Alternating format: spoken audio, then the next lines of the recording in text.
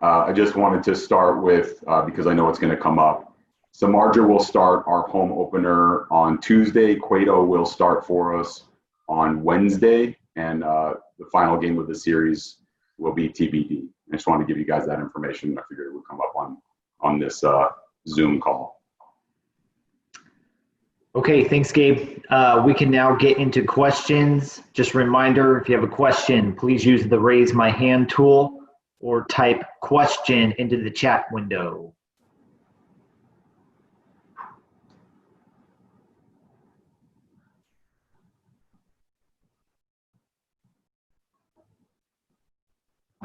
Let's go to Kerry Crowley. Hey, Gabe, you guys obviously signed Darren Ruff to be an asset against left-handed pitchers. What did you think that he brought to the lineup tonight? Yeah, he brings a tough at-bat to the lineup every night. And I think one of the interesting considerations is, can he also hit right-handed pitching at the major league level? A lot of us believe that he can. I certainly believe that he can. We're going to continue to look for the best matchups for Darren. But yeah, we see him as an asset against left-handed pitching, but it's a super tough at bat against right as well. So much so that we really wanted to keep him in the game in case his spot came up in the lineup. We weren't prepared to replace him on defense with McCarthy until after we passed his spot in the lineup. And then defensively, what did you think about the catch and the weird circumstances with running kind of through the outfield wall? Yeah.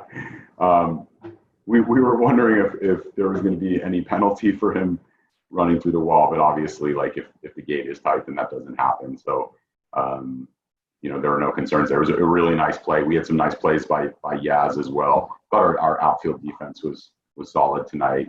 I thought Antoine Richardson and Alyssa Nacken did a nice job of preparing them and positioning them well. Just overall a nice night for our outfielders. And I guess one thing to note for everybody is I think the first two games were unquestionably sloppy, and I think this game was kind of equally clean, and I think that's a good sign. It's a sign of a team that can make adjustments. Let's go to Henry Schulman.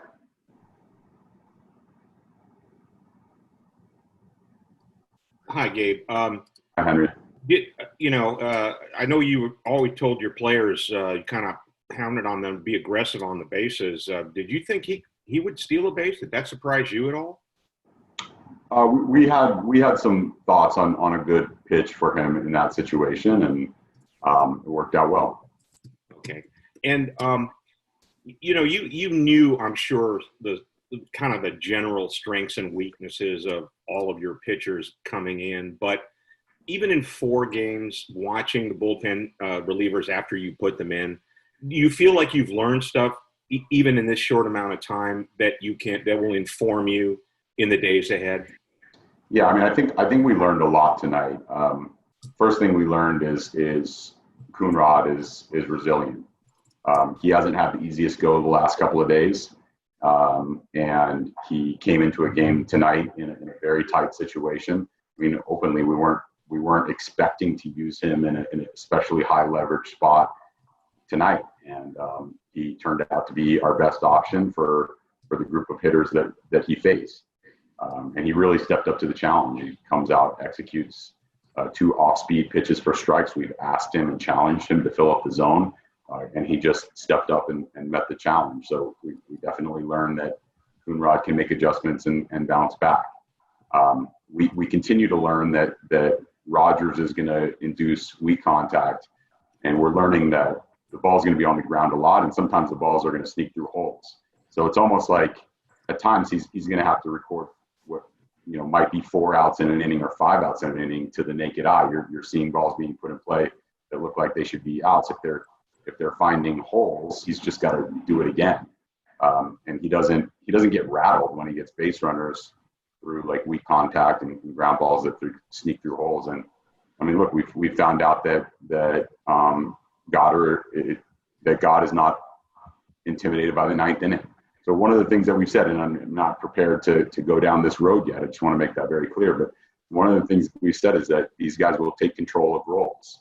It doesn't happen in 1 series. It doesn't happen in 2. But if you see enough of it, you learn that these guys are capable of taking down roles, you're open to that possibility. So those are things that we've learned in the series. Thank you. Sure. Let's go to Alex Pavlovic. Going back to what Henry said about the stolen base, was that a hit and run, given the way Solano swung? It was not. It was not? Okay. Nope. And then about the bullpen, you guys have had a long time to prepare for this series and have been simulating games for a long time. Do you think that helped you just set up what you wanted to do in the late innings and in the plan that you wanted to have for just maybe viewing these 4 games as separate than how you would view a series in the middle of a year? Can you repeat the first part of that question? I'm sorry. You guys have been simulating games for so long in series. Did that make this a little bit different than maybe if it was in the beginning of the year, just an ability to go out there and use Smiley on Thursday, use Rogers the way you did, use the bullpen the way you did the last 2 days? I think the game sims are always helpful. I think the game sims serve more as a staff unifier and an opportunity for us to get to know each other and how we think. And certainly an opportunity for some of our young staff members and our inexperienced staff members to get a better feel for how we're gonna run our games.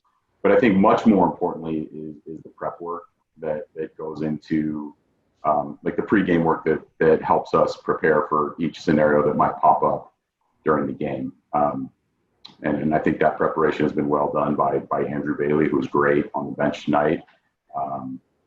Very well done by Ron Wotus, thinking about how we're going to control the running game. Very, very well done by Kai Correa, thinking through possible scenarios where we might, pinch run and position our defenses. Like all of that stuff happens, way before the game. And so I give a lot of credit to the preparation that's going on, and certainly the preparation that's happening by the players themselves, which has been really strong, getting back all the way to our first spring training and then our modified camp.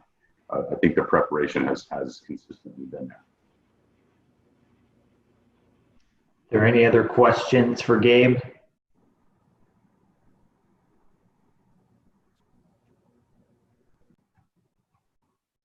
I think Shay has one. Yeah, let's go to John Shea.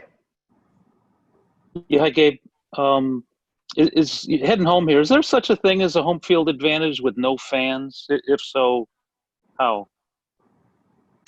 Yeah. I've always believed that the biggest home field advantage is really about hitting last in the 9th inning. That is just, that's a real advantage. As it relates to playing in our home park, I think that matters. I think we understand the dimensions well. We've been playing in that park now players have had years of experience, but given the new dimensions and the new bullpens, we've had some exposure to those. I think comfort matters for baseball players, and I think our players are going to be comfortable going home to Oracle Park, and they're going to feel at home. Well, what kind of benefit was it to spend those 3 weeks in San Francisco rather than Arizona, especially with the new dimensions and so many young players who had little or no experience there? Yeah. So, I just kind of give you an example. As a player, when you walk into a brand new ballpark, some of the things that you can do to get to know the outfield, by way of examples, you can take a baseball out to the outfield and fire it off various points on the wall just to see which way it bounces. And Fenway Park is a really good example of this. If you walk down the right field line at Fenway Park and you throw the ball up against the small wall near a pesky pole, it's going to hug the wall all the way around. It's not going to bound back towards right field. So obviously Oracle Park has a lot of angles like that, and we've gotten, our players have some familiarity with it because of the modified camp. They have familiarity with the mound and the bullpen. They have familiarity with the game mound, and it's just one less thing to become accustomed to, having spent a month there together training in our modified camp. Okay. And, just curious why, because you've